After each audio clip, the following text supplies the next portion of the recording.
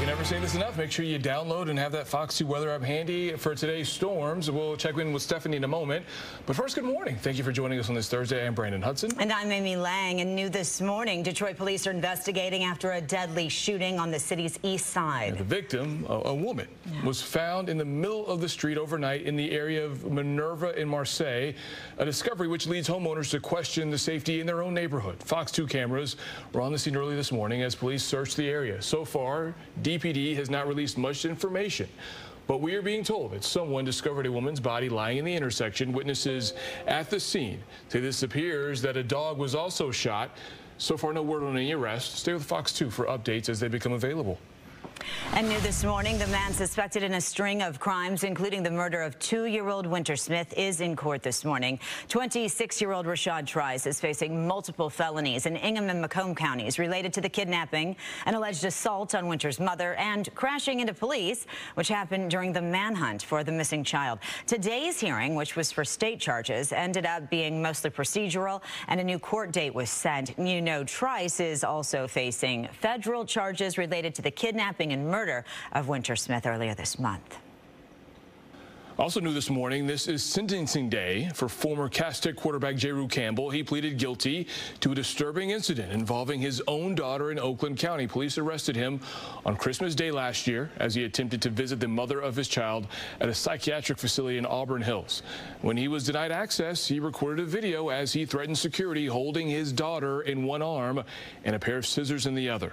Campbell reached a plea deal in the case earlier this year, and several charges were dismissed. In exchange, he agreed to plead guilty to 4th-degree child abuse, which is a misdemeanor, and a felony charge of assault and battery while resisting an officer. Now, this morning, a judge sentenced Campbell to 24 months of probation. And the U.S. Postal Service is offering a reward to find the guys who robbed one of their letter carriers in Southfield. Take a look. The Postal Inspection Service wants to find the people in this vehicle. Young men in their late teens robbed a carrier Tuesday afternoon outside Wakefield Apartments. Well, the crooks used a Draco gun, which is a pistol version of an AK-47. The vehicle's a Mercedes-Benz. The reward, $50,000. Call the U.S. Postal Service Inspection. The Inspection Service is the law enforcement arm of the U.S. Postal Service. You know, I mean, right now, it looks like a pretty nice summer day outside, but we have to enjoy this while we can. Weather Authority is tracking the potential for some strong storms later today. Yeah, we always have to be concerned about this because rain, high winds, even a tornado, they're all a possibility. Weather Authority Stephanie Mead is here with the forecast. Stephanie, when can we expect all this? Yeah, later afternoon. So by around 4 or 5 o'clock, and we'll see a good bulk of that possible severe weather moving through the metro area. And out ahead of that front, you notice those temperatures very, very warm. We're approaching almost 80 degrees already. 79 downtown, 76 in Fort Wayne, Chicago at 82 right now. Our humidity levels are up as well, so it's not necessarily super comfortable outside, but that's also going to help fuel some of those storms later on today. Dew point readings mainly in the 60s and 70s, and once we bypass that 70-degree mark in terms of dew point readings, that's when it starts to feel a bit oppressive outside. Already starting to see a few of those storms develop up near northern parts of the state. We had an earlier warned storm out near Cadillac, but right now those storms just continuing to develop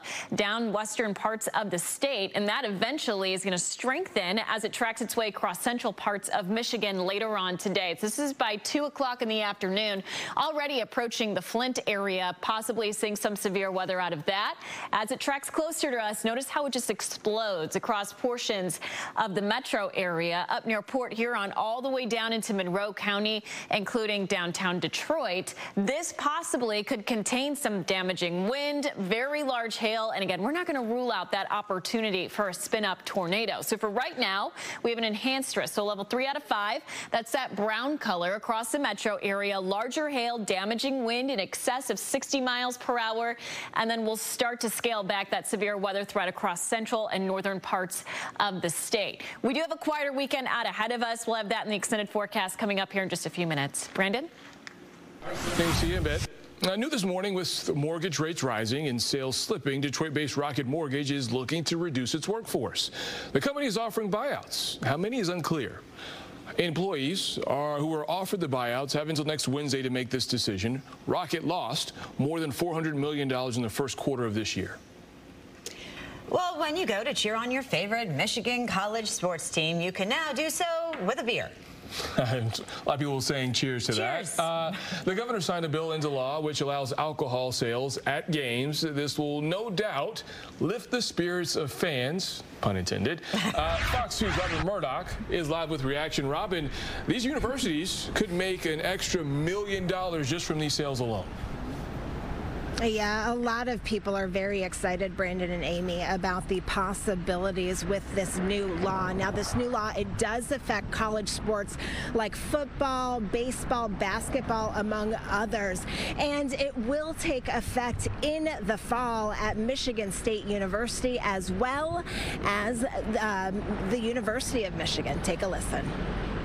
If they can go and make money off of it, you know, and I think it'd bring more people in, honestly. Big beers are now allowed in the Big House and at Spartan Stadium. The University of Michigan and Michigan State were among only 3 schools in the Big Ten Conference that had prohibited alcohol sales at sporting events. But upon further review, this fall, the adult beverages will be flowing at its football games. I don't think much changes, right? You know, the kids are already going to have access to it. So, and then for everybody else, I think it's a net positive financially for the university, and I think everybody will enjoy themselves a little bit more. I used to look at like, that sounds like a lot of fun. The bill, which had bipartisan support, was signed into law by Governor Gretchen Whitmer on Wednesday and is a touchdown for both fans and the collegiate community. The governor says it gives us equal footing with other universities already doing so, and that the change will increase revenue and decrease binge drinking. I don't think it's going to affect anything that's going on right now with everyone tailgating and everything, but I think it does bring another aspect to it, you know, some different kinds of fans, you know. Back in 2016, Ohio State University gave the go-ahead to booze being sold at its games, and as a result, police reported a 65% drop in alcohol-related incidents. Other colleges are also seeing similar side effects. Lifting the libation ban is expected to create a safer environment for students statewide and bring more cash to campus, a win on and off the field. I think it's good for our state schools to have, you know, as many revenue sources as possible. Now, just because colleges can sell alcohol at sporting events in the future, it does not mean that they have to. In fact, Oakland University, which has supported this measure all along, has no plans to take advantage of it for the time being. Reporting for Fox 2 News, I'm Robin Murdoch. So we've talked about the impact that universities could see, but how may this impact a lot of the businesses that work with these universities? Well, it's going to affect them quite a bit, Brandon, you know, because this is going to be a big money maker in that area. You're going to have a lot of fans. They're expecting it will bring in more fans. So you will have a lot of people going to these games. And of course, that will directly affect businesses. And I do want to point out that yesterday the governor did approve another bill or sign another bill into law. And this has to do with the liquor to go law. This became very, very popular during the pandemic and helped a lot of businesses stay afloat while they were dealing with these CDC guidelines. So what happened yesterday with the governor just impacting a lot of people in many different ways. Back to you, Brendan. Yeah, we'll see how much the city and the state can make, and the universities, I should say, make as we head into the sports season, football, basketball. Robin, we appreciate it as always. Thank you so much and have a good day. Amy. Well, that is not the only bill the governor is signing this week. Today, she'll put ink on the school aid budget in Traverse City. It includes record spending on education, free preschool, and free breakfast and lunch for all students. That's happening at noon. The governor also signed a bill allowing you to sign up to become an organ donor on your income tax form. Michigan is the first state to allow this. And if you're looking for the perfect piece of art for your house or maybe a gift, the Ann Arbor Art Fair kicks off this weekend. Yeah, the weather is shaping up to be pretty nice to go check it out. After we get through today, right. we hope. Yeah, of course. So this spans about 30 blocks from the city. This is video from previous years. It features nearly 1,000 artists, art from every medium filling the streets of downtown. There will be glass blowing and pottery demonstrations.